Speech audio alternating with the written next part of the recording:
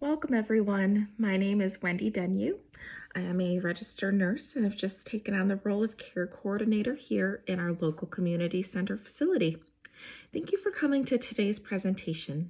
Today we'll be discussing care coordination within our local community care center and the basics of what care coordination is. This is important as this is something that can be utilized to improve patient outcomes. In regards to care planning, it is important to know that there are different government policies that are used to govern regulations, and that there are some ethical dilemmas that can occur. Additionally, we'll be discussing the Nursing Code of Ethics and the impact it has made on coordinating continuing care for our patients. To begin, we all need to first understand what care coordination is. This is when a patient's care information is intentionally organized and made available to everyone that is part of the care team. This in turn provides better outcomes to patients. One of the first things to know about care coordination is that you not only work with patients and providers, but you work with the patient's family members as well. Often at times, family members are the ones who are consenting for patients. This is really important to recognize that when family is involved, they should be included with care coordination from day one. Including family when it is permitted is one of the most effective strategies that can be utilized as you are both trying to advocate for the best care possible for the patient. By working together to achieve goals, the patient is likely to have a more positive outcome. Care coordination is not only something that benefits our patients, but it benefits the payers and providers as well while making sure that patient needs are being met. During the transition of care management, we should really be focusing on making sure that all patient needs are being met and that nothing is being overlooked.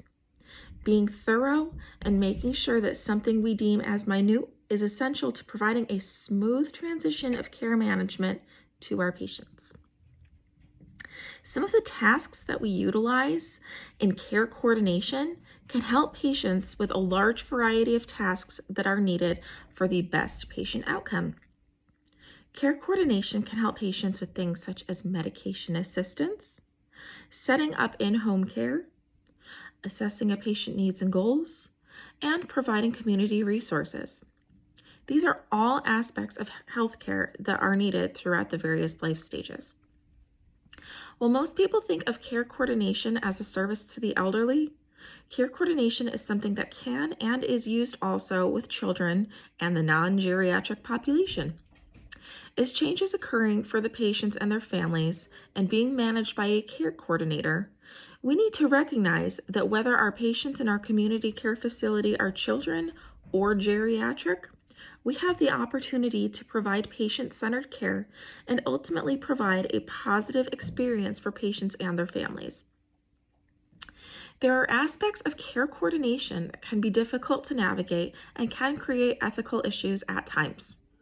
While working with families is typically in the best interest of the patient, there may be times that a cognizant patient does not wish for family involvement, but they may push boundaries and seek information regardless of the patient's wishes. This is important to know in our roles what is permissible and what could get you into trouble. What we're talking about here is not wanting to violate the Health Insurance Portability and Accountability Act, otherwise known as HIPAA. This was an act that was established in 1996. Prior to this act being put into place, people's personal health information was not protected and was easily accessible for others to see. Family members could also have more information without there being any sort of legal ramification if information was provided that the patient did not want them to be aware of. Chances are, if you've gone to the doctor's office, you have to sign a form that even allows a message to be left on your voicemail. It was with the enactment of HIPAA that healthcare providers started to consider that they may be violating people's rights by leaving information around where the patient might not want others to be made aware of it. The role of HIPAA has absolutely affected healthcare policies since its enactment. For the most part, it is positive and when used correctly is intended to protect a patient's privacy. However, when family issues arise in regards to the patient's care, this can absolutely lead to some ethical dilemmas. While these scenarios do not happen often, it's important to recognize when an ethical dilemma is occurring and that as nurses, we have a code of ethics for nurses that should be followed. We should probably discuss exactly why ethical decisions are important in regards to caring for our patients. To break it down a little bit more simply, the Nursing Code of Ethics pertains to the 4 principles of autonomy, beneficence, justice, and non-maleficence.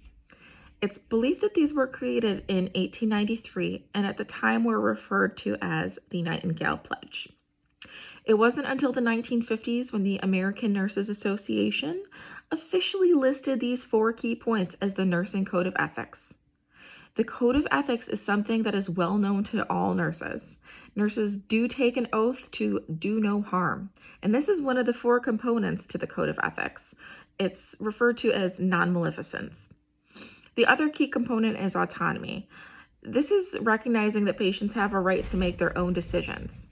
It's something commonly seen in nursing, as oftentimes there can be recommendations for care, but patients ultimately do have the right to choose. That can sometimes present an ethical dilemma, and sometimes that may end up having to go to an ethics committee. Another aspect to the Code of Ethics is beneficence, and this is acting in the best interest of others. The last component to the Nursing Code of Ethics is justice. This is the component where nurses care for patients without judgment, and they do not discriminate. As a care coordinator, all aspects of these components must be understood and respected. I hope you all can see why a nurse's role is so vital to ensuring positive patient outcomes while coordinating continuing care to patients. Our role can be difficult, but it's necessary to make sure that patients are receiving all the necessary services while providing a smooth transition of care. There are some key takeaways to this that you should involve family when possible, and to make sure you're being ethically responsible throughout that process. Now that we have discussed the key components of care coordination, government policies, ethical dilemmas that can arise during the Nursing Code of Ethics, I hope that we can all see how these are related. The care coordinator is obliged to follow the Code of Ethics, but you can expect to run into some ethical dilemmas on occasion while you're trying to provide the highest level of care to patients in the community care setting.